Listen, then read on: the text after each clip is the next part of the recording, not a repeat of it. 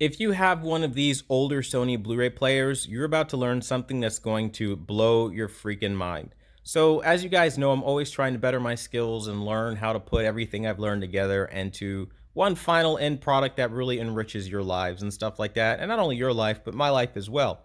Well, I've recently stumbled across this little trick of sorts that really has changed movies to a point where my mouth is on the floor and I literally haven't picked it back up yet. So I wanted to share it with you guys to give you that same feeling, and we're just going to dive right into it. So you are going to need a particular Blu-ray player for this. I will show you the model I have and then kind of go into that in a second here. So we're going to go into system settings just so I can show you the model.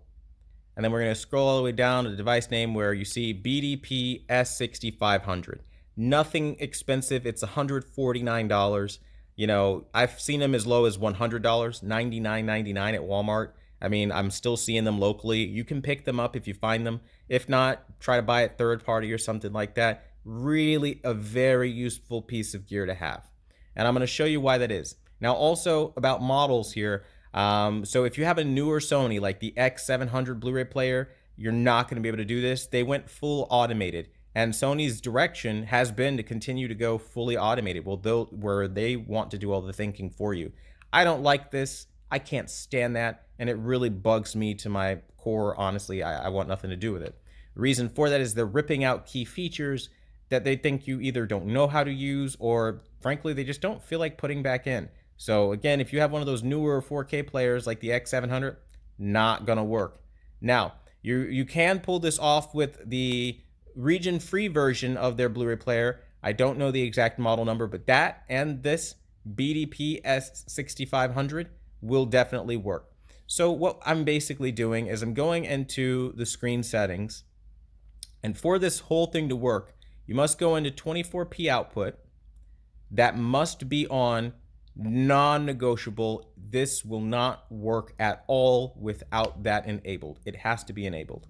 Then you're going to go and make sure you're on 4K output. I set it to auto 2. That's also very important so it doesn't just jump and start cropping things and doing funky things. And as you guys can see, I mean, I have all my stuff set up here. If you guys wanted to know what settings I'm using, the output resolution, as you guys see, I have it set to auto. There's nothing really I did there. So you guys can clearly see this is working on one of those older 4K players. Oh, I say 4K player, but what I really should say is 4K player, because it's not really a 4K player, but you guys get what I'm saying. All right, moving on. All right, so the chroma must be set to 444 and you set it to 12-bit color. Again, set it to chroma 444 and set it to 12-bit. Do not set it to 10-bit. Do not set it to 16 auto, and do not turn this feature off like many will recommend you do. Now, for those out there thinking there is no difference between 10 and 12-bit, I want to show you something interesting. Watch the screen now. It's going to go shifting. It's shifting gears as it switches. The reason it's doing that is because it's switching between the DCI-P3 and the BT2020 color space. Because what you're doing is you're telling the Blu-ray player, I have a 12-bit TV. Send me a BT2020 signal. I don't care about anything else, but send me the purest BT2020 signal you can possibly send me. And that's what it's going to do. When you send it to 10-bit, you're telling it, send me a DCI P3 signal.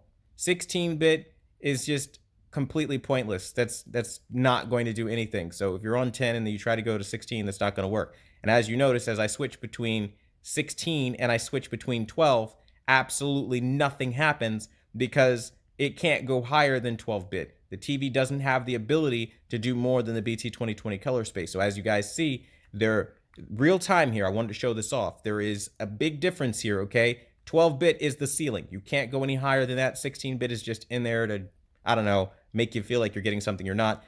It's not happening on this particular display. Maybe when we get 16-bit TVs, you'll see something, but definitely not now.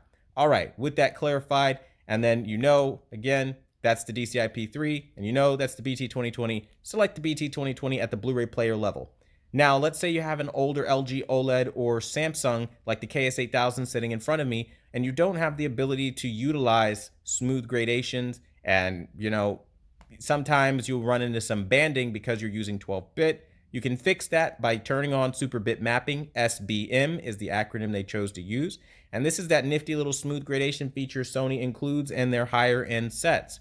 And it's a beautiful combination when you combine super bit mapping with the 12-bit color, almost eliminating every single ounce of banding you could possibly run into, because they've put all kinds of bit depth technology in here to kind of stretch out your color gamut and really give you the most out of your colors and your gradients. I'm telling you, it makes all the difference.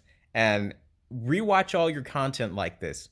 If you do this exactly like I say, it will blow your mind. Now, to clarify and to really drive it home, there's a very particular reason. You cannot get Chroma 444 and 12-bit color if you're not using 24p, 25p, or 30p on your movies. It's just not going to happen. So that's why we make sure we're forcing 24p. We're not letting the TV default to 60p like it would do, because that won't work with Chroma 444. And we're making sure we set it to 444 for that, okay? So 24p is very essential, and it makes all the difference in the world. Seriously, go rewatch some of the stuff that you guys have around the house like this, and it will blow you away. I mean, I was watching My Hero, Hero Rising last night, and my wife never really takes to all this stuff, right? She's not like always dealing with the TV stuff like I do. And so many times she's looking at the AAG, she's like, man, this is fucking incredible. Like, this is an incredible TV. What'd you do to it? Like, I'm telling you, it makes a difference even with people that don't watch TVs. You think I'm playing? Test this out on your loved ones. Test this out on your family members. If you have a TV that has the ability to force BT 2020, like an older Sony X930E, Z9D, Sony X950H, the Sonys, right? Or you have a Samsung Q8FN, and you can go into HDR plus mode and force BT 2020 that way. Or you can go into an LG B10 or C10 and use that secret code, the 11131111, and get that colorist menu under the HDMI signaling override, and then force your BT 2020 in the colorimetry. I'm telling you, do it. And then plug in these values into the Blu-ray player, and I'm telling you, everything's gonna look incredible.